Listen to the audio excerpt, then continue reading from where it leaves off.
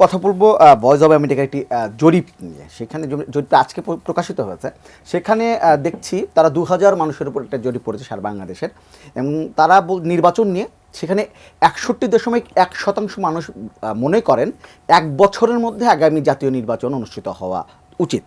আবার অন্যদিকে 65.9% মানুষ উত্তর দিয়েছেন যে অন্তর্বর্তী সরকার যা যা সংস্কার করা প্রয়োজন মনে করবে তার সবগুলো করার পরেই নির্বাচন আয়োজন করা উচিত।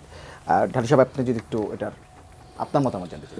ধন্যবাদ আপনাকে। 2000 লোকের উপরে জরিপ করে যেটা আসছে, জরিপ তো সবসময় সত্যি হয় না। যেমন আমেরিকান ইলেকশনের আগের দিন পর্যন্ত আমরা জরিপে দেখছি যে বিভ্রান্ত করে আগায় ছিল, কি বলে, কমলা হ্যারিস 1 পয়েন্ট সামথিং আগায় ছিল।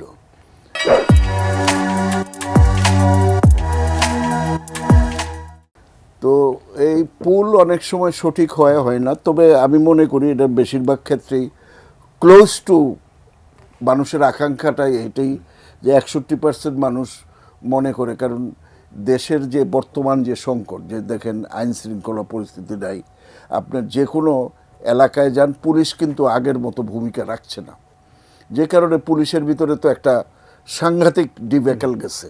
পুলিশের 147 জন সদস্য এখনো পলাতক। তো এইটা কভার আপ করে আসতে একটা নির্বাচিত সরকার খুবই প্রয়োজন। সেটা মানুষ কিন্তু ফিল করে প্রতিদিন, প্রতি মুহূর্তে। আমরা যেরকম ফিল করি না, কিন্তু জনগণ কিন্তু ফুটপাতে যারা বসে থাকে তারা কিন্তু এটা ফিল করে প্রতিনিয়ত। তো কাজেই এই কারণে 61% এক বছরের ভিতরে নির্বাচন চাইছে। আবার তারা অতীতের সরকারগুলো দেখেছে যে তারা কোনো সংস্কার না করে নির্বাচন করে মানুষের ভোটাধিকার কেড়ে নিয়েছে। এই যে ভয় মানুষের, সেই ভয় থেকে আবার 65% মনে করে যে সংস্কারগুলো প্রয়োজনীয় সংস্কার করেই নির্বাচন। আমি মনে করি জনমত জরিপটা it is very close to people's thinking.